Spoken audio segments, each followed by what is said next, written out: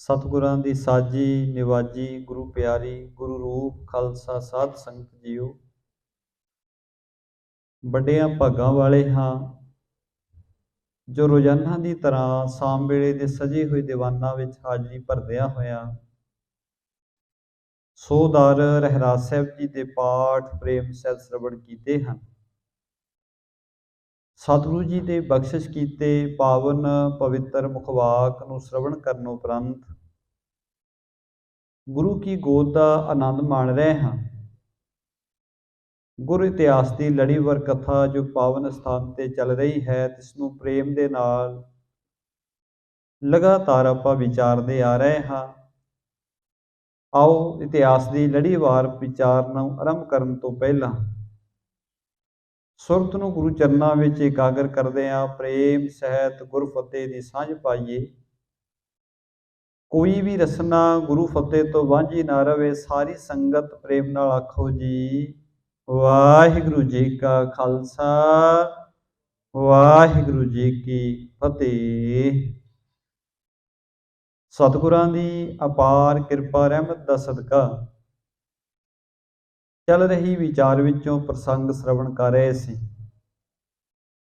ਕਿ ਜਗਤ ਦੇ ਮਾਲਕ ਧੰਨ ਗੁਰੂ ਨਾਨਕ ਸਾਹਿਬ ਮਹਾਰਾਜ ਜੀ ਇਸ ਵੇਲੇ ਆਪਣੇ ਘਰ ਤੋਂ ਚੱਲ ਕੇ ਹਿੰਦੂ ਤੀਰਥਾਂ ਦੀ ਯਾਤਰਾ ਕਰਦੇ ਹੋਏ ਕਰਕੁਛੇਤਰ ਦੇ ਸਥਾਨ ਤੇ ਪਹੁੰਚੇ ਹਨ। ਇਸ ਸਥਾਨ ਤੇ ਜਿਹੜਾ ਕਿ ਹਿੰਦੂ ਧਰਮ ਦਾ ਬਹੁਤ ਵੱਡਾ ਤੀਰਥ ਹੈ, ਉਸ ਦਿਨ ਸੂਰਜ ਗ੍ਰਹਿਣ ਦਾ ਪੁਰਬ ਸੀ ਤੇ ਬਹੁਤ ਸਾਰੇ ਲੋਕ ਜਿਹੜੇ ਨੇ ਇੱਥੇ ਇਕੱਠੇ ਹੋਏ ਸਨ। ਬਹੁਤ ਵੱਡਾ ਇੱਕ ਮੇਲਾ ਲੱਗਿਆ ਹੋਇਆ ਸੀ। ਜਗਤ ਦੇ ਮਾਲਕ ਧੰਨ ਗੁਰੂ ਨਾਨਕ ਸਾਹਿਬ ਮਹਾਰਾਜ ਵੀ ਇੱਕ ਸੋਹਣੀ ਜਗ੍ਹਾ ਦੇਖ ਕੇ ਉੱਥੇ ਵਿਰਾਜ ਗਏ ਤੇ ਮੇਲੇ ਦੇ ਵਿੱਚ ਬਹੁਤ ਸਾਰੇ ਬ੍ਰਾਹਮਣ, ਬੇਅੰਤ ਸੰਨਿਆਸੀ, ਬੇਅੰਤ ਜੋਗੀ ਜਿਹੜੇ ਹਨ ਉਹ ਮੇਲੇ ਦੇ ਵਿੱਚ ਸ਼ਾਮਲ ਹੋ ਰਹੇ ਨੇ। ਤੇ ਗੁਰੂ ਨਾਨਕ ਸਾਹਿਬ ਮਹਾਰਾਜ ਸੱਚੇ ਪਾਤਸ਼ਾਹ ਜੀ ਇਹਨਾਂ ਦੇ ਨਾਲ ਵਿਚਾਰ ਚਰਚਾ ਕਰਕੇ ਇਹਨਾਂ ਨੂੰ ਸੱਚ ਦਾ ਉਪਦੇਸ਼ ਦੇਣਾ ਚਾਹੁੰਦੇ ਨੇ। ਪਰ ਕਿਉਂਕਿ ਉਹ ਜਿਹੜੇ ਵਿਦਿਆ ਦੇ ਵਿੱਚ ਬਹੁਤ ਜ਼ਿਆਦਾ ਪੜ੍ਹੇ ਹੋਏ ਵਿਦਵਾਨ ਪੁਰਸ਼ ਨੇ, ਪੰਡਤ ਜਨ ਨੇ, ਉਹਨਾਂ ਨੂੰ ਆਪਣੀ ਵਿਦਿਆ ਦਾ ਇੰਨਾ ਮਾਣ ਹੈ, ਉਹ ਕਿਸੇ ਨਾਲ ਗੱਲ ਕਰਨ ਵਾਸਤੇ ਤਿਆਰ ਨਹੀਂ ਹਨ, ਆਪਣੇ ਹੰਕਾਰ ਵਿੱਚ ਹਨ। ਸੰਨਿਆਸੀਆਂ ਨੂੰ, ਬੈਰਾਗੀਆਂ ਨੂੰ ਆਪਣੇ ਜੀਵਨ ਦੀ ਚਾਲ ਚੱਲਣ ਦਾ ਉਹਨਾਂ ਨੂੰ ਹੰਕਾਰ ਹੈ ਕਿ ਸਾਡੇ ਵਰਗਾ ਕੋਈ ਚੰਗਾ ਸਾਧੂ ਨਹੀਂ। ਆਪੋ ਆਪਣੇ ਮਾਣ ਵਿੱਚ ਤੁਰੇ ਫਿਰ ਰਹੇ ਨੇ। ਗੁਰੂ ਨਾਨਕ ਸਾਹਿਬ ਮਹਾਰਾਜ ਜੀ ਨੇ ਸਾਰਿਆਂ ਦਾ ਧਿਆਨ ਖਿੱਚਣ ਵਾਸਤੇ ਇੱਕ ਕਲਾ ਵਰਤਾਈ। ਇੱਕ ਰਾਣੀ ਗੁਰੂ ਸਾਹਿਬ ਜੀ ਦੇ ਪਾਸ ਆਈ ਹੈ, ਜਿਹਦੇ ਨਾਲ ਉਹਦਾ ਪੁੱਤਰ ਵੀ ਸੀ। ਉਹਨੇ ਬੇਨਤੀ ਕੀਤੀ, ਮਹਾਰਾਜ ਮੇਰੇ ਦੁਸ਼ਮਣਾਂ ਨੇ ਮੇਰਾ ਰਾਜ ਭਾਗ ਖੋਹ ਲਿਆ ਹੈ ਤੇ ਸਾਨੂੰ ਸਾਡੇ ਦੇਸ਼ ਵਿੱਚੋਂ ਬਾਹਰ ਕੱਢ ਦਿੱਤਾ ਹੈ। ਅਸੀਂ ਥਾਂ ਥਾਂ ਤੇ ਰੁਲਦੇ ਫਿਰ ਰਹੇ ਹਾਂ, ਸਾਡੇ ਤੇ ਕਿਰਪਾ ਕਰੋ। ਗੁਰੂ ਸਾਹਿਬ ਨੇ ਕਿਹਾ, ਰੱਬ ਦੇ ਪਿਆਰਿਆਂ ਦੀ ਜ਼ਰੂਰਤਮੰਦਾਂ ਦੀ ਪ੍ਰਸਾਦੇ ਪਾਣੀ ਨਾਲ ਸੇਵਾ ਕਰੋ, ਵਾਹਿਗੁਰੂ ਤੁਹਾਡੀ ਅਰਦਾਸ ਪ੍ਰਵਾਨ ਕਰੇਗਾ। ਉਹਨੇ ਰਾਜੇ ਦੇ ਪੁੱਤਰ ਨੇ ਕਿਹਾ, ਕਹਿਣ ਲੱਗੇ ਜੀ ਸਾਡੇ ਕੋਲੇ ਧਨ ਹੈ ਕੋਈ ਨਹੀਂ, ਸਾਰਾ ਧਨ ਸਾਡਾ ਖਰਚ ਹੋ ਚੁੱਕਾ ਹੈ।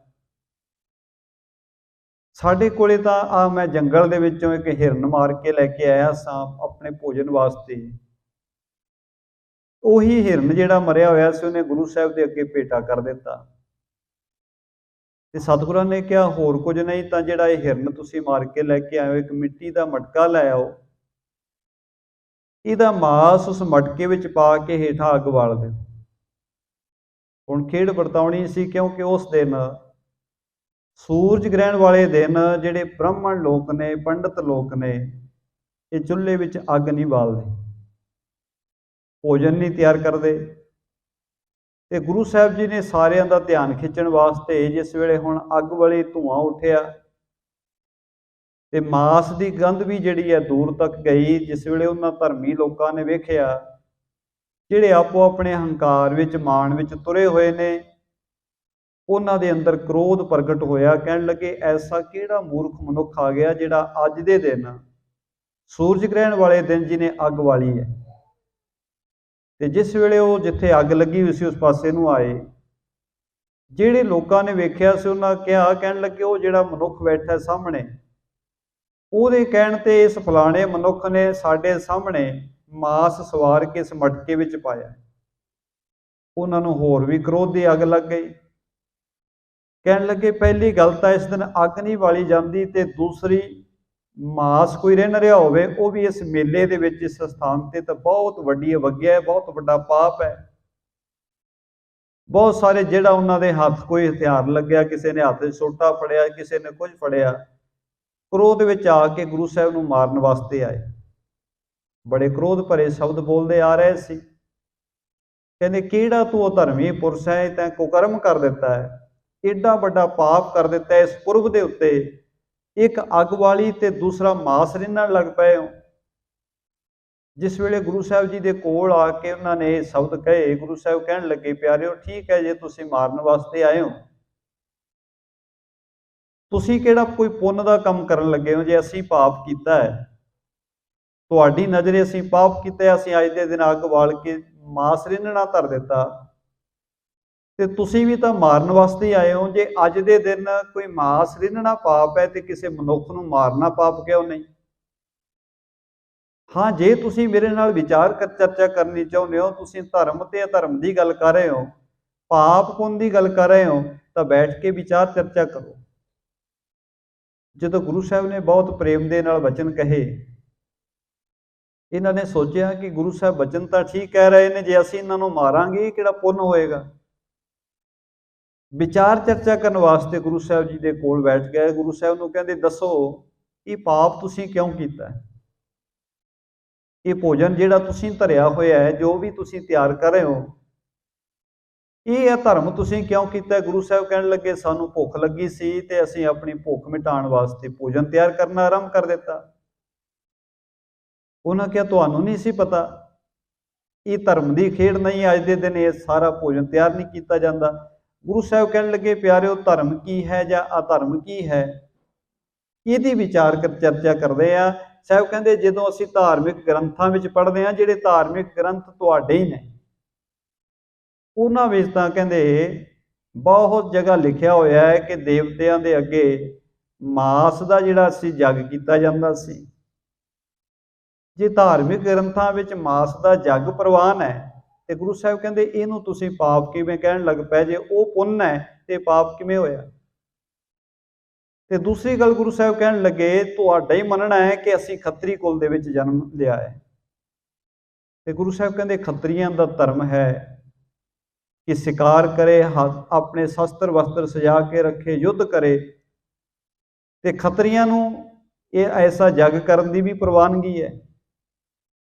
ਤਾਂ ਉਹਨਾਂ ਨੇ ਸਵਾਲ ਕਰ ਦਿੱਤਾ, ਕਹਿਣ ਲੱਗੇ ਠੀਕ ਹੈ ਤੁਹਾਡੀ ਗੱਲ ਅਸੀਂ ਮੰਨ ਲੈਂਦੇ ਹਾਂ, ਪਰ ਜੇ ਤੁਸੀਂ ਖੱਤਰੀ ਹੋ ਤੇ ਤੁਹਾਡੇ ਸ਼ਸਤਰ ਤਾਂ ਤੁਹਾਡੇ ਕੋਲ ਹੈ ਨਹੀਂ, ਤੁਸੀਂ ਕਹਿੰਦੇ ਹੋ ਅਸੀਂ ਖੱਤਰੀ ਹਾਂ, ਤੁਹਾਡੇ ਸ਼ਸਤਰ ਕਿੱਥੇ ਨੇ? ਤੁਸੀਂ ਇੱਕ ਗੱਲ ਸਾਨੂੰ ਦੱਸ ਰਹੇ ਹੋ ਪਰ ਤੁਹਾਡੇ ਕੋਲੇ ਸ਼ਸਤਰ ਹੈ ਨਹੀਂ। ਗੁਰੂ ਸਾਹਿਬ ਕਹਿੰਦੇ ਮੇਰੇ ਕੋਲੇ ਸ਼ਸਤਰ ਵੀ ਹੈਗੇ ਨੇ। ਕਹਿਣ ਲੱਗੇ ਤੁਹਾਡੇ ਕੋਲੇ ਕਿਹੜੇ ਸ਼ਸਤਰ ਨੇ? ਗੁਰੂ ਸਾਹਿਬ ਕਹਿਣ ਲੱਗੇ ਮੇਰੇ ਕੋਲੇ ਪ੍ਰਮਾਤਮਾ ਜੀ ਦੇ ਨਾਮ ਦੀ ਤਲਵਾਰ ਹੈ, ਨਾਮ ਦੀ ਤਲਵਾਰ ਦੇ ਨਾਲ ਮੈਂ ਭਰਮਾਂ ਦਾ ਨਾਸ਼ ਕਰਦਾ, ਤੇ ਸਾਡੇ ਕੋਲੇ ਸੱਚ ਤੇ ਸੰਤੋਖ ਦੇ ਤੀਰ ਹਨ। ਤੇ ਗੁਰੂ ਸਾਹਿਬ ਕਹਿੰਦੇ ਇਹ ਸੱਚ ਤੇ ਸੰਤੋਖ ਦੇ ਤੀਰਥਾਂ ਦੇ ਨਾਲ, ਇਹਨਾਂ ਤੀਰਾਂ ਦੇ ਨਾਲ, ਸਤ ਸੰਗਤ ਰੂਪੀ ਧਨੁਸ਼ ਦੇ ਨਾਲ ਅਸੀਂ ਮਿਰਗ ਰੂਪੀ ਮਨ ਨੂੰ ਮਾਰ ਲੈਂਦੇ ਹਾਂ। ਅਸੀਂ ਇਹ ਸ਼ਿਕਾਰ ਖੇਡਦੇ ਹਾਂ, ਸਾਡੇ ਕੋਲੇ ਸ਼ਸਤਰ ਹੈਗੇ ਨੇ। ਤੇ ਉਹਨਾਂ ਨੇ ਬਚਨ ਕਹਿਣ ਲੱਗੇ ਠੀਕ ਹੈ ਤੁਸੀਂ ਇਹ ਗੱਲ ਤਾਂ ਕਹਿ ਦਿੱਤੀ ਕਿ ਸਾਡੇ ਕੋਲੇ ਆ ਗੁਣਾਂ ਦੇ ਹਥਿਆਰ ਨੇ, ਪਰ ਤੁਸੀਂ ਤਾਂ ਪ੍ਰਗਟ ਰੂਪ ਦੇ ਵਿੱਚ ਇਸ ਹਿਰਨ ਨੂੰ ਮਾਰਿਆ। ਸਾਨੂੰ ਆ ਦੱਸ ਰਹੇ ਨੇ ਲੋਕੀ ਕਿ ਤੁਸੀਂ, ਤੁਹਾਡੇ ਕਹਿਣ ਤੇ ਉਸ ਫਲਾਣੇ ਮਨੁੱਖ ਨੇ ਹਿਰਨ ਦਾ ਮਾਸ ਜਿਹੜਾ ਹੈ ਉਹਨੂੰ ਸਾਫ਼ ਕਰਕੇ ਇਸ ਮਟਕੇ ਵਿੱਚ ਪਾਇਆ। ਤੁਸੀਂ ਇਹ ਪ੍ਰਗਟ ਤੌਰ ਤੇ ਮਾਰਿਆ ਹੈ, ਤੇ ਤੁਸੀਂ ਗੱਲ ਅੰਦਰਲੀ ਕਰ ਰਹੇ ਹੋ, ਹਥਿਆਰ ਤੁਸੀਂ ਅੰਦਰਲੇ ਦੱਸ ਰਹੇ ਹੋ, ਪਰ ਇੱਥੇ ਹਿਰਨ ਪ੍ਰਗਟ ਰੂਪ ਵਿੱਚ ਮਾਰਿਆ ਹੈ। ਇਸ ਤਰ੍ਹਾਂ ਉਹ ਗੁਰੂ ਸਾਹਿਬ ਨਾਲ ਬਹਿਸ ਕਰਨ ਲੱਗੇ ਨੇ, ਵਿਚਾਰ ਚਰਚਾ ਕਰ ਰਹੇ ਨੇ। ਆਓ ਕਵੀ ਜੀ ਜਿਵੇਂ ਬਿਆਨ ਕਰ ਰਹੇ ਨੇ, ਪ੍ਰੇਮ ਸਹਿਤ ਵਿਚਾਰਨਾ ਕਰੀਏ। ਰੀਤ तो हो अब देख चढ़ाए, हमको और रीत बताए। ਕਹਿਣ ਲੱਗੇ ਤੁਸੀਂ ਆ ਦੇਗ ਚੜਾ ਰੱਖੀ ਹੈ, ਮਾਸ ਰਿੰਨਣ ਲੱਗ ਪਏ ਹੋ, ਤੇ ਤੁਸੀਂ ਆ ਧਰਮ ਦੀ ਗੱਲ ਕਰਕੇ ਉਹਨੂੰ ਧਰਮੀ ਸਿੱਧ ਹੋਣ ਦੀ ਗੱਲ ਕਰ ਰਹੇ ਹੋ। ਕਮਲ ਬਦਨ ਬੋਲੇ ਸੁਣ ਕਾਨਾ, ਚਤਰ ਵੇਦੇ ਭਾਂਤ ਬਖਾਨਾ। ਗੁਰੂ ਸਾਹਿਬ ਕਹਿਣ ਲੱਗੇ ਸਾਡੀ ਗੱਲ ਧਿਆਨ ਨਾਲ ਸੁਣੋ। ਚਤੁਰ ਵੇਦ ਦੇ ਭਾਂਤ ਬਖਾਨਾ, ਚਾਰੇ ਵੇਦਾਂ ਦੇ ਵਿੱਚ ਇਸ ਤਰ੍ਹਾਂ ਲਿਖਿਆ ਹੋਇਆ ਹੈ। ਆਖੇਰ ਬਿਰਤ ਖਤਰਨ ਕੈ ਕਰਨੀ, ਕਥਾ ਜੁਗਨ ਚਾਰੋ ਮੈਂ ਬਰਣੀ। ਕਹਿੰਦੇ ਭਾਈ ਇਹ ਲਿਖਿਆ ਹੋਇਆ ਕਿ ਖੱਤਰੀਆਂ ਦਾ ਧਰਮ ਹੈ ਸ਼ਿਕਾਰ ਖੇਡਣਾ, ਤੇ ਇਹ ਸਾਰੀ ਕਥਾ ਤੁਸੀਂ ਆਪ ਹੀ ਸੁਣਾਉਂਦੇ ਹੋ। ਜੇ ਹੰਕਾਰੀ ਨਰ ਜਗ ਮਾਹੀ, ਹਿੰਸਾ ਕੋ ਅਗ ਲਾਗੇ ਤਾਹੀ। ਗੁਰੂ ਸਾਹਿਬ ਕਹਿੰਦੇ ਜਿਹੜਾ ਹੰਕਾਰੀ ਪੁਰਸ਼ ਹੈ, ਅਹੰਕਾਰੀ ਪੁਰਸ਼ ਜਿਹੜਾ ਹੈ, ਜਦੋਂ ਕੋਈ ਹਿੰਸਾ ਕਰਦਾ ਉਹਦਾ ਪਾਪ ਲੱਗਦਾ ਹੈ। ਹੰਤਾ ਖੋਏ ਭਏ ਜੇ ਗਿਆਨੀ, ਸਰਬ ਦਵੈਤ ਜੋ ਮਿਟੇ ਮਿਟਾਨੀ।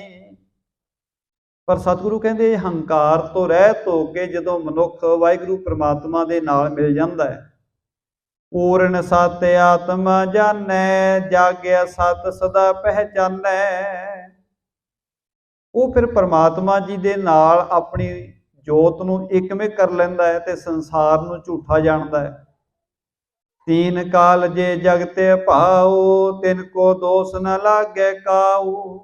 ਗੁਰੂ ਸਾਹਿਬ ਕਹਿੰਦੇ ਜਿਹੜੇ ਰੱਬ ਨਾਲ ਪ੍ਰੇਮ ਪਾ ਲੈਂਦੇ ਨੇ ਉਹ ਪਾਪ ਪੁੰਨ ਦੀ ਵਿਚਾਰ ਤੋਂ ਉੱਪਰ ਉੱਠ ਜਾਂਦੇ ਨੇ।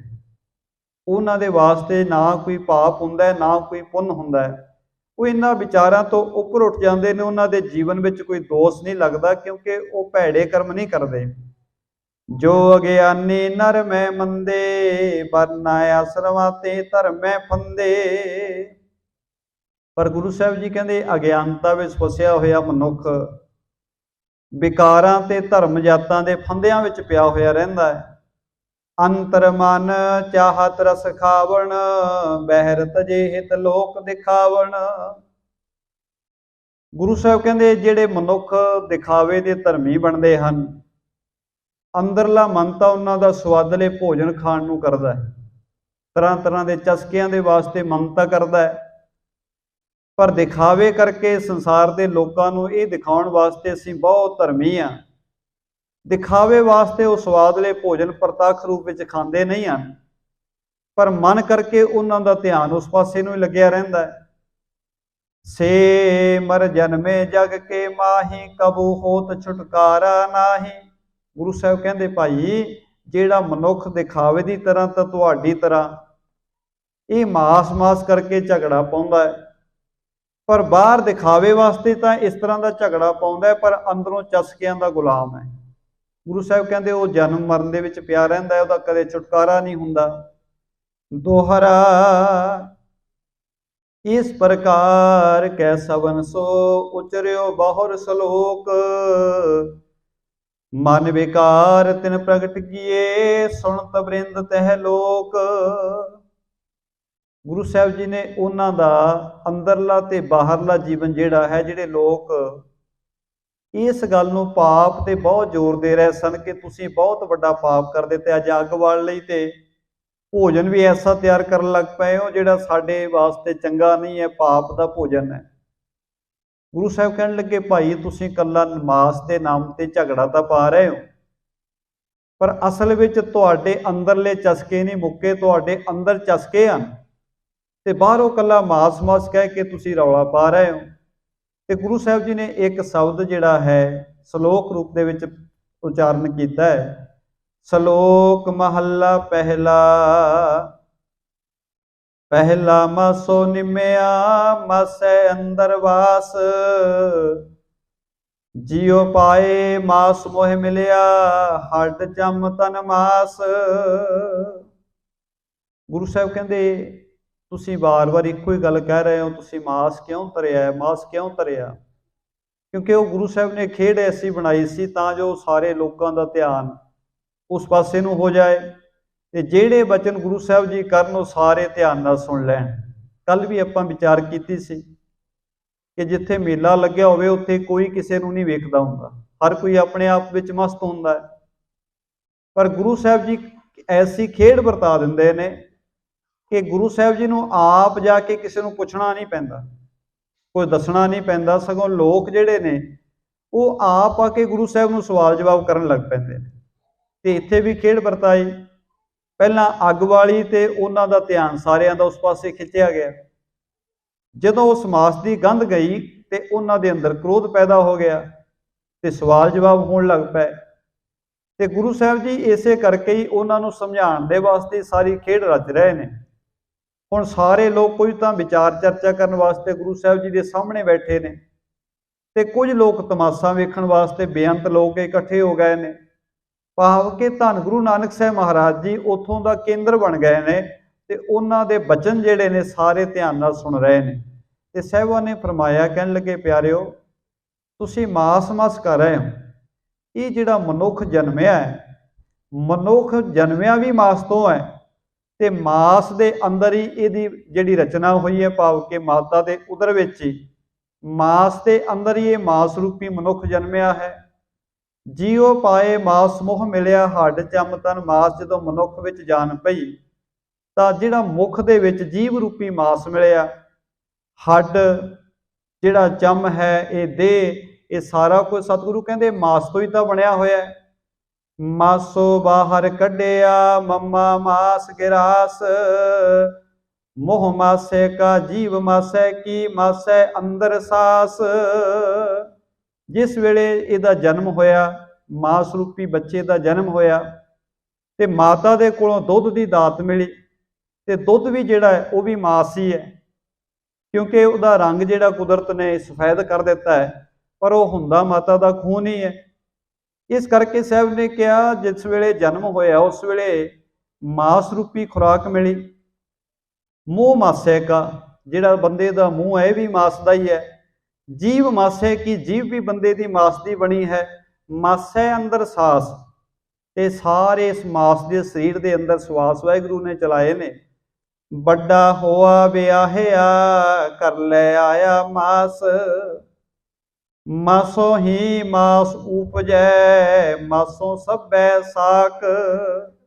ਜਿਸ ਵੇਲੇ ਵੱਡਾ ਹੋਇਆ, ਜਵਾਨ ਹੋ ਗਿਆ ਮਨੁੱਖ, ਫਿਰ ਜਿਸ ਵੇਲੇ ਆਪਣੇ ਜੀਵਨ ਸਾਥੀ ਨੂੰ ਵਿਆਹ ਕੇ ਲੈ ਕੇ ਆਇਆ, ਉਹ ਵੀ ਮਾਸ ਦਾ ਹੀ ਪੁਤਲਾ ਹੈ। ਵੱਡਾ ਹੋਆ ਵਿਆਹਿਆ ਕਰ ਲੈ ਆਇਆ, ਮਾਸ ਕਿਹਾ ਕਿ ਬਹੁਤੀ ਨੂੰ ਵਿਆਹ ਕੇ ਲੈ ਕੇ ਆਇਆ, ਪਰ ਹੈ ਵੀ ਉਹ ਵੀ ਮਾਸ ਦਾ ਹੀ ਪੁਤਲਾ ਹੈ। ਤੇ ਸਾਹਿਬ ਕਹਿੰਦੇ ਮਾਸੋਂ ਹੀ ਮਾਸ ਉਪਜੈ, ਮਾਸਾਂ ਦੇ ਵਿੱਚੋਂ ਹੀ ਅੱਗੇ ਮਾਸ ਦਾ ਜਨਮ ਹੋਇਆ, ਭਾਵ ਕਿ ਬੱਚੇ ਦਾ ਜਨਮ ਹੋਇਆ। ਇਸ ਮਾਸ ਦੇ ਸਰੀਰ ਦੇ ਨਾਲ ਹੀ ਸਾਰੇ ਸਾਕ ਸੰਬੰਧੀ ਪੈਦਾ ਹੋਏ, ਕਿਉਂਕਿ ਜਿੰਨੇ ਸਾਕ ਸੰਬੰਧੀ ਨੇ ਉਹ ਵੀ ਹੱਡ ਚੰਮ ਤਨ ਦੇ ਮਾਸ ਦੇ ਟੁਕੜੇ ਨੇ। ਸਾਹਿਬ ਨੇ ਕਿਹਾ ਸਾਰਾ ਹੀ ਸੰਸਾਰ ਜਿਹੜਾ ਹੈ ਇਹਦਾ ਆਧਾਰ ਮਾਸ ਹੀ ਬਣਿਆ ਹੋਇਆ। ਸਤਿਗੁਰ ਮਿਲਿਆ ਹੁਕਮ ਬੁੱਝੀਐ ਤਾਂ ਕੋ ਆਵੈ ਰਾਸ, ਆਪ ਛੁਟੈ ਨ ਛੁਟੀਐ ਨਾਨਕ ਬਚਨ ਬਿਨਾਸ।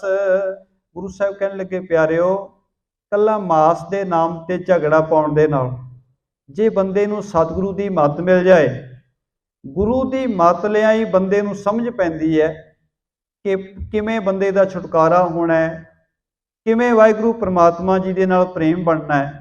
ਤੇ ਸਾਹਿਬ ਜੀ ਕਹਿੰਦੇ, ਭਲਿਓ, ਜੇ ਗੁਰੂ ਤੋਂ ਬਿਨਾਂ, ਗੁਰੂ ਦੇ ਬਚਨਾਂ ਤੋਂ ਬਿਨਾਂ ਬੰਦਾ ਇਹੋ ਜਿਹੇ ਝਗੜਿਆਂ ਦੇ ਵਿੱਚ ਹੀ ਗਲਤਾਨ ਰਹਿੰਦਾ। ਦੋਹਰਾ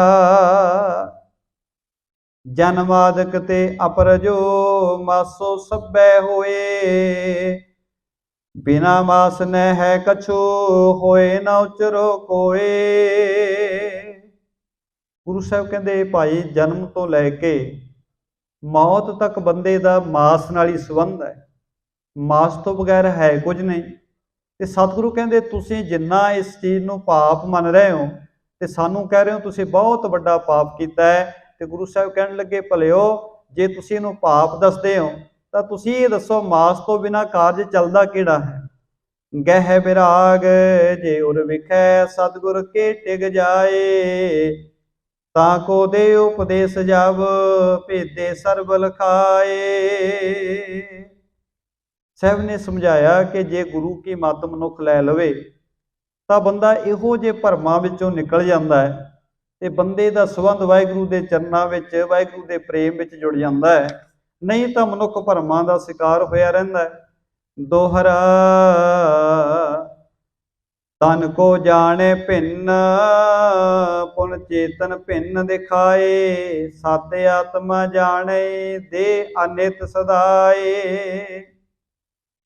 जिन्हां नूं वाहिगुरू जी ने मत दे दित्ती उन्हां नूं समझ आ जाती है शरीर जिहड़ा है, शरीर ते आत्मा ये दोवें वक्खो वखरे ने। ये एक घर ही है एक तरह का कह लीए, ते आत्मा कुछ समा शरीर विच निवास करती है। ते जिस मनुख नूं गुरु की मत मिल जाती है वह आत्मा नूं सच करके जानता है, ते शरीर नूं उहदा पता लग जाता है कि ये सदा वास्ते रहने वाला नहीं, ये आरजी ठिकाना है। सत असत संबंध जो कछु न जानो कोए, जैसे सवता तिमर को नेर न कबहू होए। गुरु साहब कहते सच ते झूठ के जिन्ने संबंध ने ये परमात्मा की किरपा तो बिना, गुरु की दिती समझ तो बिना बंदे की समझ विच नहीं आउंदे। बंदा झूठ नूं सच करके जानी जाता है, ते सच नूं झूठ समझी जाता है, अमृत नूं जहर समझी जाता है, ते जहर नूं अमृत समझी जाता है। क्योंकि समझ जिहड़ी है गुरु तो बिना बंदे नूं आउंदी नहीं। जिवें कहंदे सूरज ते हनेरे दा कदे मेल नहीं हुंदा, उसे तरह ही जिहड़ा अज्ञानता दे विच पिया होया उहदा वाहिगुरू दे नाल कदे भी मिलाप नहीं हुंदा। आपो कोई न जानै बिन सतगुर उपदेश, इस प्रकार कै सवन को तूसन पे जगतेश। गुरु साहब कहने लगे भाई संसार के झगड़ियां तो उही मनुख निकलदा जिन्हों गुरु का उपदेश मिल जाए। जिन्ना चिर गुरु का उपदेश नहीं मिलता उन्ना चिर बंदे नूं समझ नहीं आउंदी। इस तरह भजन करके सतगुरु जी चुप हो गए। पंडित सन्यासी बहुत उतर आए न कोए, पिखे परस पर बदन निज सन्मुख होए न कोए। हुण गुरु साहब जी ने जिस वेले बचन बिलास कीते तां ये जिन्ने ब्राह्मण ते सन्यासी इकट्ठे होके आए सन गुरु साहब नूं मारन वास्ते, ते गुरु साहब जी ने जदों ये शब्द उचारिया ते उहदे समझ लैके जदों उन्हां नूं समझ पई तां उन्हां कोले अगला कोई सवाल ना रहा, चुप हो गए। ते गुरु साहब जी वल लगातार वेखी जा रहे ने, सामने नहीं आ रहा कोई। सन्यासी निज कहत पे केतक काल बिताए, नानक चंद पंडित बड़ो तै जीत्यो जग जाए। कुछ समा बैठण तो बाद सन्यासियां ते पंडितां ने पंडित नानू नूं कहना कीता, कहण लगे हे पंडित नानक चंद तू बड़ा विद्वान है। ये जिहड़ा नानू पंडित है असल विच बहुत विद्वान पुरुष सी, बहुत इहदे कोले ज्ञान सी, इहने भविख पुराण भी पढ़िया होया सी, चर्चा विच बड़ा जितदा सी। इधर इहने गुरु नानक साहब महाराज की उस्तत भी सुनी सी, ते इहने अपना नाम नानक चंद रख लिया सी, क्योंकि इहनूं पता सी गुरु नानक साहब की महिमा संसार विच बहुत है।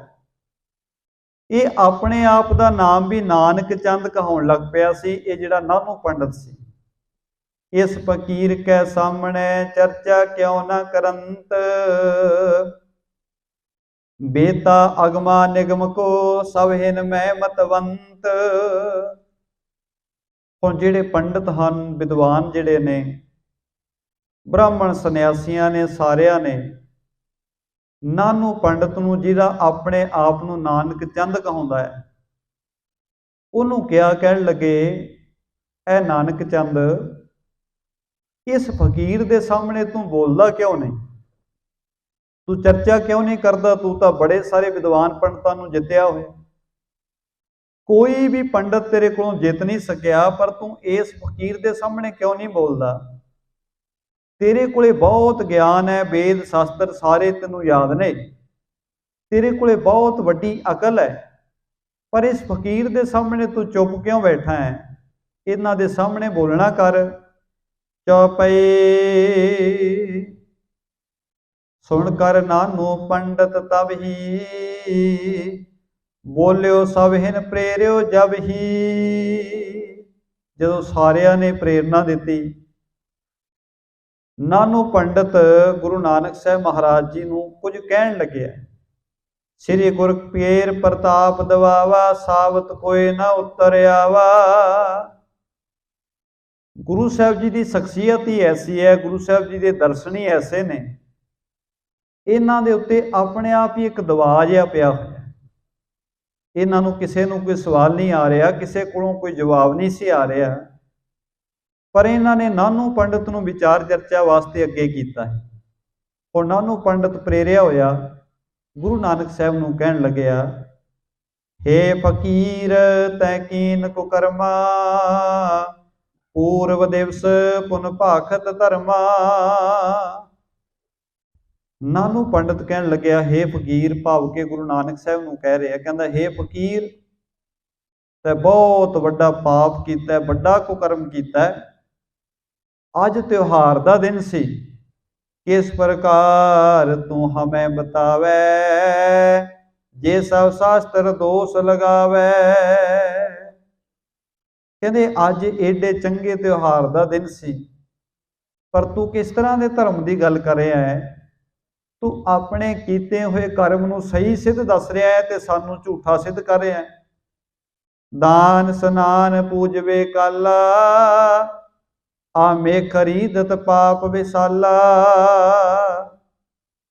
कहंदे अज दा जिहड़ा दिन है, ये दान वास्ते, स्नान वास्ते ते पूजा दे वास्ते सी, पर तैं इत्थे मास रिन्निया अग बाल लई ते बहुत वड्डा पाप कीता है। कैसो तेरो अह सिद्धांता, उत्तर दे नत होए है पाता। नानू पंडित कहन लगा, तुसीं ये बहुत वड्डा पाप कर दिता है। जां तां इस गल दा सानू स्पष्ट रूप दे विच उत्तर दिओ, समझाउणा करो, ऐसा क्यों कीता है। जे तुसीं इस गल दा सानू जवाब नहीं दोगे तां तुहाडे वास्ते बहुत वड्डा नुकसानदायक होएगा। दोहरा सब विद वेता सतगुरु, बोले बचन तत्काल। द्विज सन्यासी अपर नर, सुनिए पीर विशाल। सारे कासे तो संपूर्ण सर्व कला समर्थ सतगुरु जी ने जिस वेले नानू पंडित के बचन सुने, तो सतगुरु जी के बचन अगे गुरु साहब जी ने एक सलोक के रूप दे विच इन्हां दे सामने रखे, जिहदे राही गुरु साहब ने समझाउण दा यतन कीता कि तुसीं किहो जे फजूर दे झगड़ियां विच पए होए हो, तुहानूं वाहिगुरू दे नाम दा, वाहिगुरू दे प्रेम दा कुछ भी पता नहीं। सतगुरुआं ने बड़े प्रेम दे नाल ये शब्द उचारण किए। महला पहला, मास मास कर मूर्ख झगड़े, ज्ञान ध्यान नहीं जाने। कौन मास कौन साग कहावै, किसमें पाप समाने। साहिबां ने पावन बचन उचारिया कि मूर्ख लोग मास मास करके झगड़ा करते हैं। मास के नाम पे झगड़ा हो रहा है, पर परमात्मा जी के ज्ञान की किसी को समझ नहीं, मालिक जी के सिमरन की किसी को समझ नहीं। धर्म के नाम के उत्ते बहुत वड्डा इहदा झगड़ा चल रहा है, पर धर्म का कारज जिहड़ा है, परमात्मा के घर का ज्ञान, वाहिगुरू के घर का सिमरन, इनू जानने की किसी ने कोशिश नहीं की। ते साहब जी ने फरमाउणा कीता, कहंदे कौन मास कौन साग कहावै, किसमें पाप समाने। गुरु साहब कहंदे झगड़े विच पए हुए बंदे नूं इह भी नहीं पता कि मास की है ते साग पात की है। ये भुलेखा है किहदे विच पाप है, किहदे विच पुण्य है। बंदा अपने झगड़ियां विच पिया होया, मालिक जी दे सिमरन तो खाली हो के इस झगड़े विच पै के अपना समा लंघा रहा है। गैंडा मार होम जग किए, देवते आखी बाणे। माच छोड़ वैस नक पकड़े, राती मांस खाने। गुरु साहब जी ने बचन उचारे, कहन लगे जिहड़े देवतियां सन, देवतियां दे अगे गैंडे नूं मार के उहदा जग कीता जांदा रहा। ਤੇ ਜਿਹੜੇ ਕਹਿੰਦੇ ਨੇ ਅਸੀਂ ਮਾਸ ਨੂੰ ਹੱਥ ਨਹੀਂ ਲਾਉਂਦੇ, ਅਸੀਂ ਮਾਸ ਦੀ ਵਰਤੋਂ ਨਹੀਂ ਕਰਦੇ। ਸਤਿਗੁਰੂ ਕਹਿੰਦੇ ਜਦੋਂ ਕਿਤੇ ਮਾਸ ਨੂੰ ਵੇਖ ਲੈਣ ਤਾਂ ਉਸ ਵੇਲੇ ਨੱਕ ਫੜ ਕੇ ਬੈਠ ਜਾਂਦੇ ਨੇ ਜੀ, ਸਾਨੂੰ ਇਹਦੀ ਬਦਬੂ ਆਉਂਦੀ ਹੈ। ਪਰ ਜਦੋਂ ਰਾਤ ਹੁੰਦੀ ਹੈ ਕਹਿੰਦੇ ਉਸ ਵੇਲੇ ਮਨੁੱਖ ਨੂੰ ਹੀ ਖਾ ਜਾਂਦੇ ਨੇ। ਭਾਵ ਕਿ ਵੈਸੇ ਤਾਂ ਮਾਸ ਦੇ ਨਾਮ ਤੋਂ ਬੰਦਾ ਨਫ਼ਰਤ ਕਰੀ ਜਾਂਦਾ ਹੈ, ਪਰ ਵੈਸੇ ਮਨੁੱਖ ਨੂੰ ਮਾਰਨ ਲੱਗਿਆ ਜਾਂ ਕਹਿ ਲਓ ਮਨੁੱਖ ਦੇ ਹੱਕ ਖਾਣ ਲੱਗਿਆ, ਪਰਾਇਆ ਹੱਕ ਖਾਣ ਲੱਗਿਆ, ਕਿਸੇ ਦੀ ਕਮਾਈ ਨੂੰ ਹੜੱਪ ਕਰਨ ਲੱਗਿਆ ਬੰਦਾ ਭੋਰਾ ਦੇਰ ਨਹੀਂ ਲਾਉਂਦਾ। ਬਾਹਰੋਂ ਝਗੜਿਆਂ ਵਿੱਚ ਪਿਆ ਹੋਇਆ ਹੈ, ਪਰ ਅੰਦਰੋਂ ਜਿਹੜੇ ਕਰਮ ਬੰਦੇ ਦੇ ਕੁਝ ਹੋਰ ਨੇ। ਫੜ ਕਰ ਲੋਕਾਂ ਨੂੰ ਦਿਖਲਾਵੇ, ਗਿਆਨ ਧਿਆਨ ਨਹੀਂ ਸੂਝੈ। ਗੁਰੂ ਸਾਹਿਬ ਕਹਿੰਦੇ ਭਾਈ ਬਾਹਰੋਂ ਪਖੰਡ ਕਰਦਾ ਬੰਦਾ, ਪਰ ਪ੍ਰਮਾਤਮਾ ਜੀ ਦੇ ਨਾਮ ਨੂੰ ਤੇ ਮਾਲਕ ਜੀ ਦੇ ਸਿਮਰਨ ਨੂੰ ਕੋਈ ਸਮਝਦਾ ਹੀ ਨਹੀਂ। ਲੋਕਾਂ ਵਿੱਚ ਬੰਦਾ ਦਿਖਾਵਾ ਕਰੀ ਜਾਂਦਾ ਹੈ।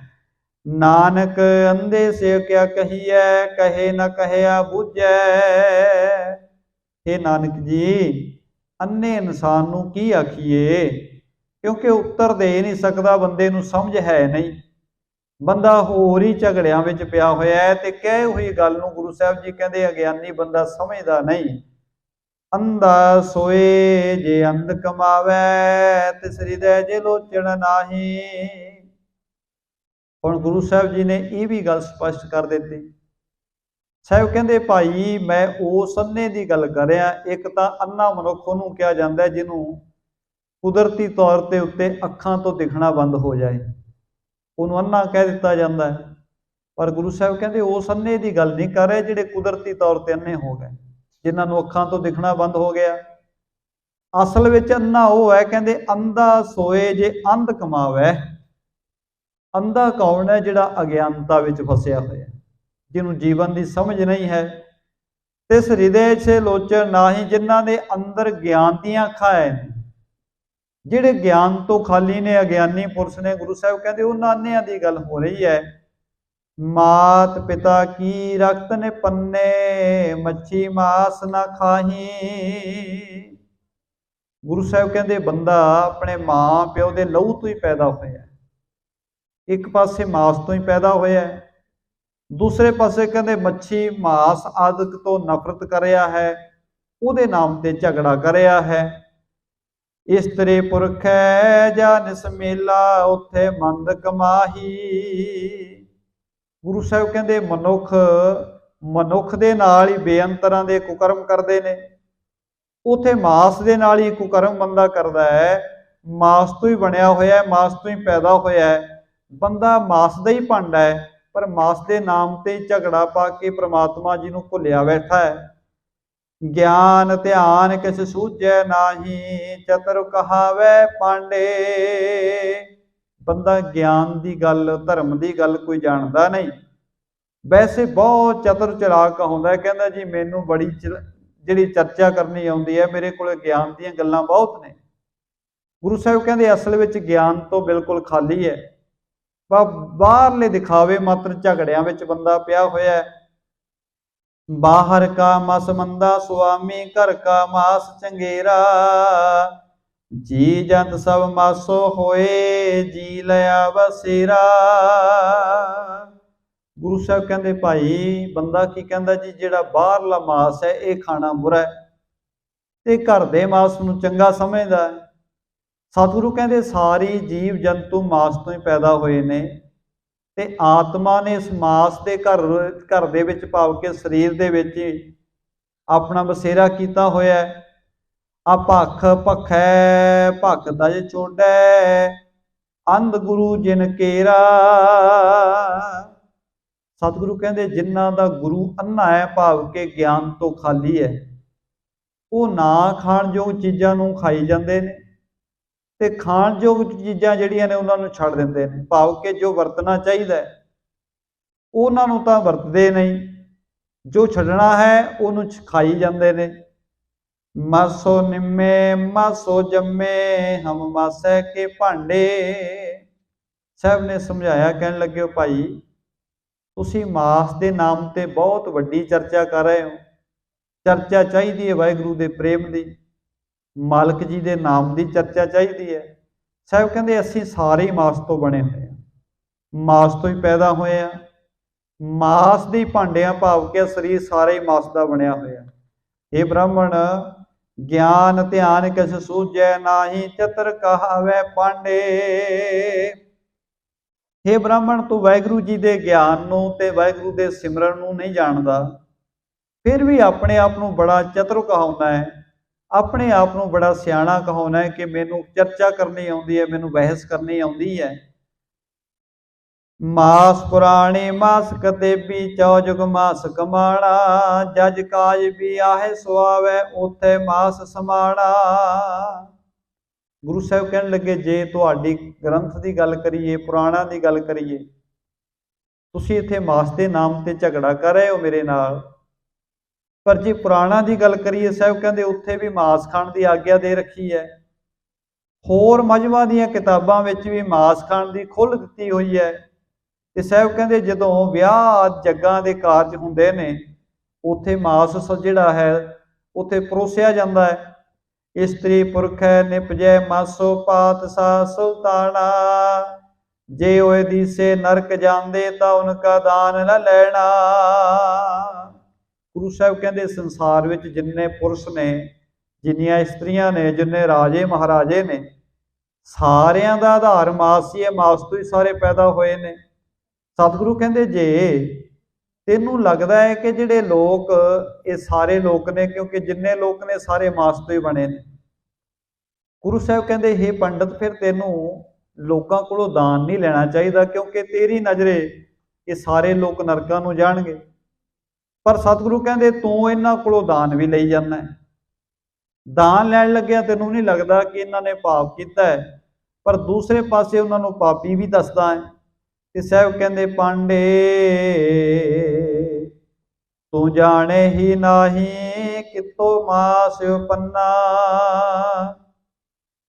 ਹਜੂਰ ਨੇ ਬਚਨ ਕੀਤੇ, ਕਹਿੰਦੇ ਦੇਂਦਾ ਨਰਕ ਸੁਰਗ ਲੈਂਦੇ, ਦੇਖੋ ਇਹੋ ਧਿੰਗਾਣਾ। ਸਤਿਗੁਰੂ ਕਹਿੰਦੇ ਇਹ ਕੈਸਾ ਤੇਰਾ ਇਨਸਾਫ ਹੈ, ਇਹ ਚਤੁਰ ਕਹਾਉਣ ਵਾਲੇ ਪਾਂਡੇ, ਇਹ ਕਿਹੋ ਜਿਹਾ ਇਨਸਾਫ ਤੂੰ ਅਨਿਆਂ ਕਰਦਾ ਹੈ। ਦਾਨ ਦੇਣ ਵਾਲੇ ਨੂੰ ਤੂੰ ਕਹਿੰਦਾ ਇਹ ਨਰਕਾਂ ਵਿੱਚ ਜਾਏਗਾ, ਤੇ ਦਾਨ ਲੈਣ ਵਾਲਾ ਸਵਰਗਾਂ ਨੂੰ ਜਾਂਦਾ, ਇਹ ਕਿਵੇਂ ਹੋ ਸਕਦਾ ਹੈ? ਭਾਵ ਕਿ ਜਿਨ੍ਹਾਂ ਨੂੰ ਤੂੰ ਪਾਪੀ ਕਹਿਣਾ ਹੈ, ਉਹਨਾਂ ਕੋਲੋਂ ਦਾਨ ਤੂੰ ਲੈਣਾ ਹੈ, ਤੇ ਉਹਨਾਂ ਨੂੰ ਤਾਂ ਤੂੰ ਕਹਿੰਦਾ ਜਿਹੜੇ ਪਾਪ ਕਰਦੇ ਨੇ ਉਹ ਨਰਕਾਂ ਨੂੰ ਜਾਣਗੇ। ਪਰ ਉਹਨਾਂ ਲੋਕਾਂ ਕੋਲੋਂ ਦਾਨ ਲੈ ਕੇ ਤੂੰ ਆਪਣੇ ਆਪ ਨੂੰ ਕਹਿੰਦਾ ਮੈਂ ਸਵਰਗਾਂ ਨੂੰ ਜਾਵਾਂਗਾ। ਗੁਰੂ ਸਾਹਿਬ ਕਹਿੰਦੇ ਕਿੱਥੋਂ ਦਾ ਇਨਸਾਫ ਹੈ? ਆਪ ਨਾ ਬੂਝੈ ਲੋਕ ਬੁਝਾਏ, ਪਾਂਡੇ ਖਰਾ ਸਿਆਣਾ। ਇਹ ਪੰਡਤ, ਤੂੰ ਆਪ ਕੋਈ ਸੱਚ ਦੀ ਗੱਲ ਜਾਣਦਾ ਹੀ ਨਹੀਂ, ਪਰ ਲੋਕਾਂ ਨੂੰ ਸਮਝਾਉਣਾ ਹੈ। ਸੱਚਮੁੱਚ ਤੂੰ ਆਪਣੇ ਆਪ ਬੜਾ ਸਿਆਣਾ ਕਹਾਉਣਾ ਹੈ। ਪਾਂਡੇ ਤੂੰ ਜਾਣੇ ਹੀ ਨਾਹੀ, ਕਿਤੋਂ ਮਾਸ ਉਪੰਨਾ। ਗੁਰੂ ਸਾਹਿਬ ਕਹਿੰਦੇ ਭਾਵੇਂ ਤੂੰ ਬੜਾ ਸਿਆਣਾ ਕਹਾਉਣਾ ਹੈ ਬ੍ਰਾਹਮਣ, ਪਰ ਤੈਨੂੰ ਇਸ ਗੱਲ ਦਾ ਪਤਾ ਹੀ ਨਹੀਂ ਕਿ ਮਾਸ ਪੈਦਾ ਕਿੱਥੋਂ ਹੋਇਆ ਹੈ। ਮਾਸ ਦਾ ਆਧਾਰ ਕੀ ਹੈ? ਤੋਇਓ ਅੰਨ ਕਮਾਦ ਕਪਾਹਾ, ਤੋਇਓ ਤ੍ਰਿਭਵਨ ਗੰਨਾ। ਗੁਰੂ ਸਾਹਿਬ ਕਹਿੰਦੇ ਪਾਣੀ ਤੋਂ ਹੀ ਅਨਾਜ ਪੈਦਾ ਹੋਇਆ, ਪਾਣੀ ਤੋਂ ਹੀ ਗੰਨਾ ਪੈਦਾ ਹੋਇਆ, ਪਾਣੀ ਤੋਂ ਹੀ ਕਪਾਹ ਪੈਦਾ ਹੋਈ, ਤੇ ਪਾਣੀ ਤੋਂ ਹੀ ਸਾਰਾ ਸੰਸਾਰ ਪੈਦਾ ਹੋਇਆ।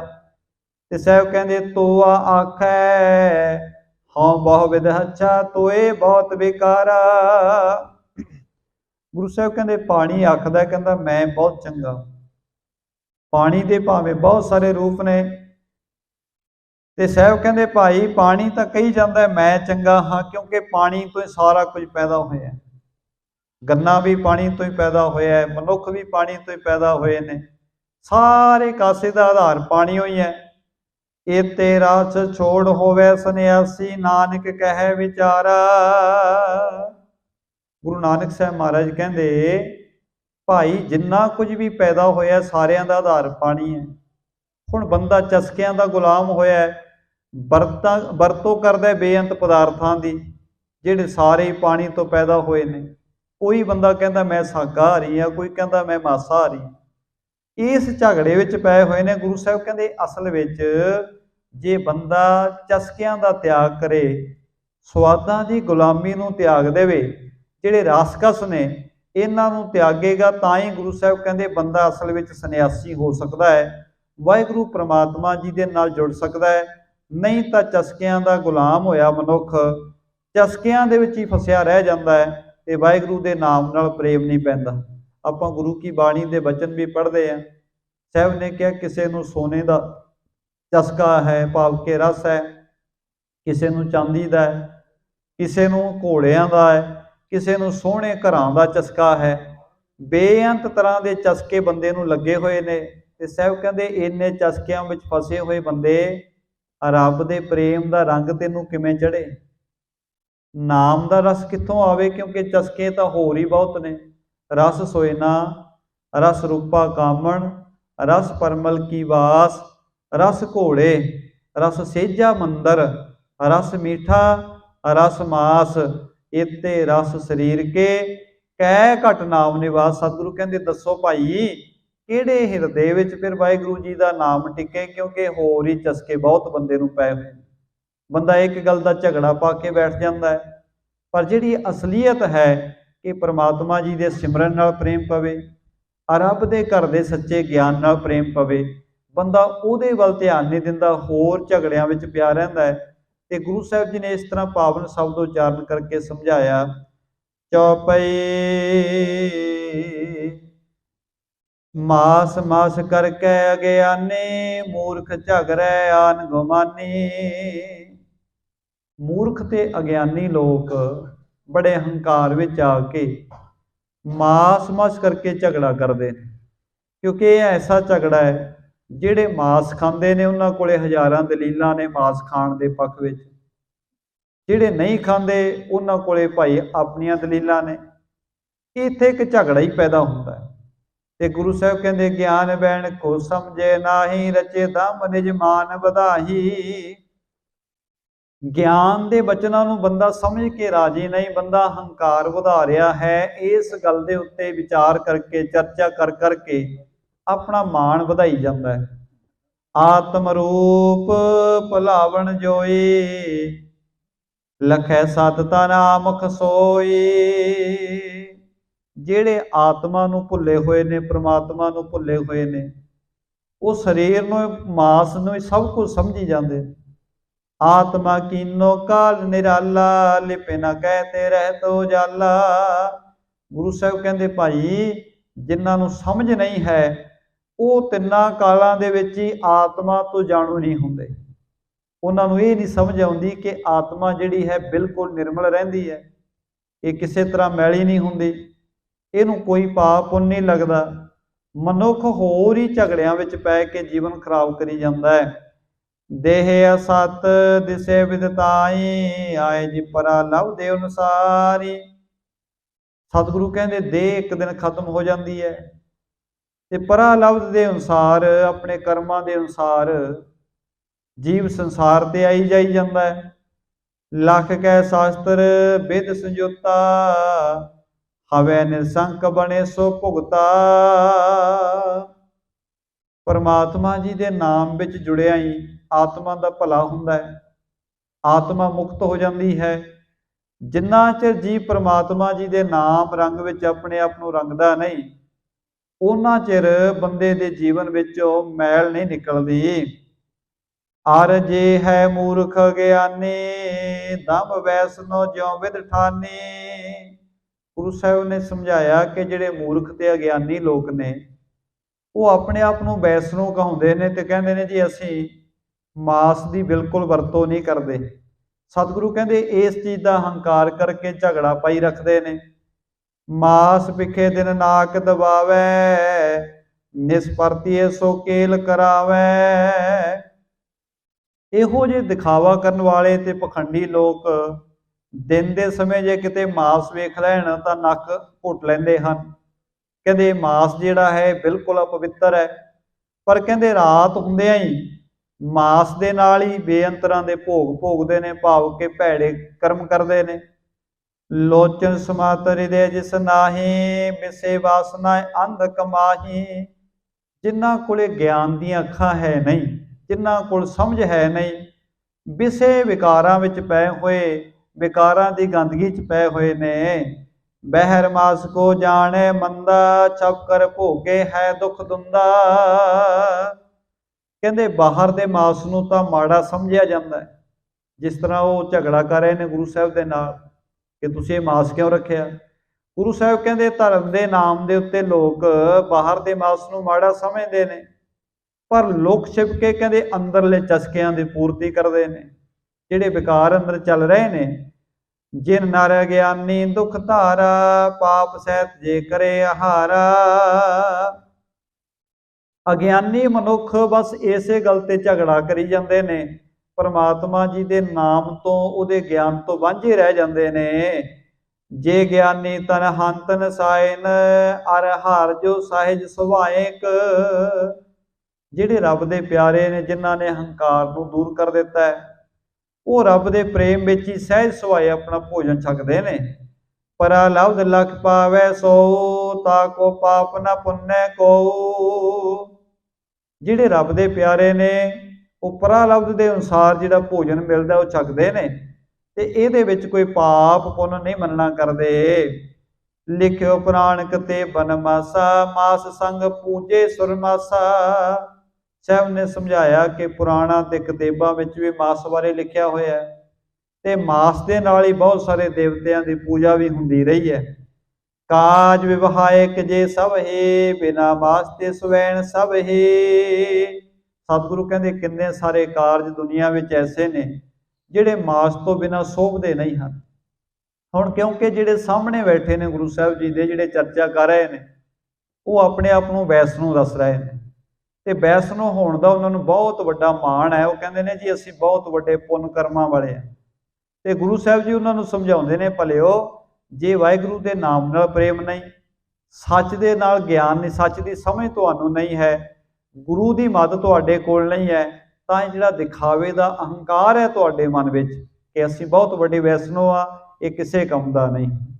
क्योंकि धर्म दे नाम ते तुसीं मास दे नाम ते झगड़ा कर रहे हो, पर परमात्मा जी दे प्रेम की गल तुहानूं एक भी नहीं आउंदी। केवल मास के झगड़े विच पै के तुसीं अपने आप नूं खुआर कर रहे हो। जे तुम स्यों ले निज को धामा, करो हार धार अज्ञाना। गुरु साहब कहंदे जे भाई तुसीं मास नूं चंगा नहीं समझदे, फिर हड्ड चम दे जिहड़े पुतले ने, भाव के मनुख ने जिहड़े कई मास भी खाण वाले ने, उन्हां कोलों तुसीं दान भी लैंदे हो। जे उन्हां कोलों दान लैने हो तुसीं, तां दान लैके भाव के माया लैके उस माया का भी तुसीं भोजन करदे हो, उहनूं तुसीं पाप नहीं मनदे, वो अज्ञानता विच तुसीं वो सारा कुछ ही वरती जाते हो। ते जिहड़ा तुसीं कहने हो कि जिहड़ा इस तरह का पाप करदा है वो नरकां विच जाएगा, ते गुरु साहब कहंदे जदों तुसीं उन्हां कोलों दान लैने हो, जिहड़े मनुख ऐसे पाप करदे ने, तुसीं कहने हो असीं दान लैके भी स्वर्गां विच जावांगे, ते वो दान दे के भी नरकां विच जाणगे। गुरु साहब कहंदे एक ऐसा इंसाफ है, ये किहो जिहा न्याय है। पूर्व गए तुम नरके पावे, पुन पाछे ते सोए सिधावे। गुरु साहब कहंदे असल विच जिहड़े तुहाडे कर्म ने, इहदे अनुसार तां सब तो पहला नरकां विच तुसीं पवोगे, क्योंकि दिखावा कुछ होर कर रहे हो ते झगड़ा किसी होर गल ते कर रहे हो। दिखावे मात्र तुसीं वैष्णो बने होए हो कि असीं मास की वरतों नहीं करते, पर लोभ छिप के सतगुरु कहते तुसीं पाप भी कमाई जाते हो। आप न बुझो लोक बुझावो, पांडे खरे सियाण कहावो। गुरु साहब कहते आप तुसीं सच की गल जानते नहीं, ते लोकां नूं तुसीं नवीआं गल्लां समझा रहे हो। हे पांडे तुसीं तां सचमुच ही बड़े सियाणे कहाउंदे हो। मां साधक ते त्रिभवन जो, सब ही जल ते उत्पत हो। सतगुरु कहते जिस मास के नाम से तुसीं झगड़ा पा के बैठ गए, तो परमात्मा के प्रेम की कोई गल करने वास्ते तुसीं तैयार नहीं, कि तुहानूं पता है सब कुछ पैदा कित्थों होया है। सतगुरु कहते सारा कुछ ही पानी तो पैदा हो, जल तो पैदा होया। जिहड़े गन्ना है, अन्न है, कपाह है, मास है, सारे कासे का आधार पानी है।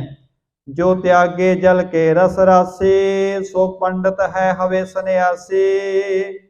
गुरु साहब कहते असल विच बंदे ने चस्कियां की गुलामी छड्डनी है, चस्कियां की गुलामी तो मुक्त होना है।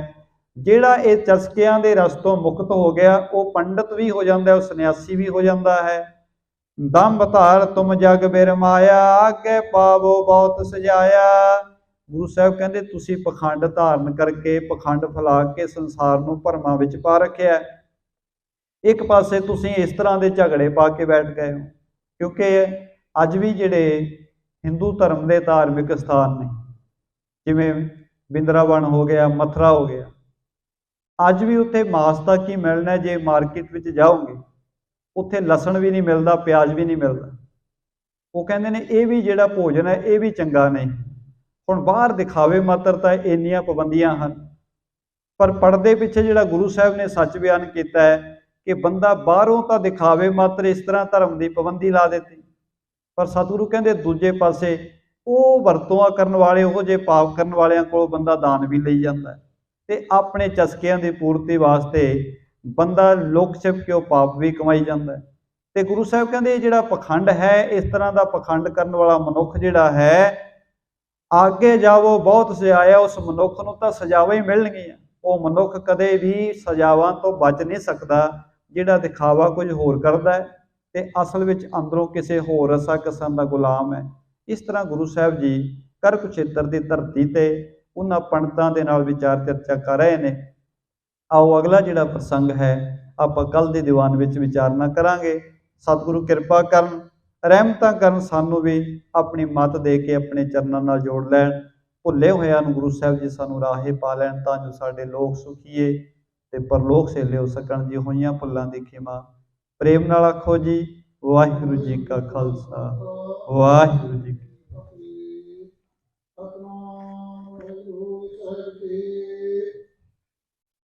ਜਿਸਾ ਸੰਗ ਸਾਗਰ ਨੀਰ ਭਰਿਆ, ਤੇਤੇ ਔਗਣ ਹਮਾਰੇ। ਦਇਆ ਕਰੋ ਵਿਸ਼ਮ ਹੀਰੋ ਪਾਓ, ਮੁਝੇ ਪੱਥਰ ਤਾਰੇ। ਬਾਣੀ ਗੁਰੂ, ਗੁਰੂ ਹੈ ਬਾਣੀ, ਗੁਰਬਾਣੀ ਅੰਮ੍ਰਿਤ ਕਾਰੇ। ਗੁਰਬਾਣੀ ਕਹੇ ਸੇਵਕ ਜਨ ਮਨ ਹੈ, ਪਰ ਤਾਖ ਗੁਰੂ ਵਿਸਤਾਰੇ।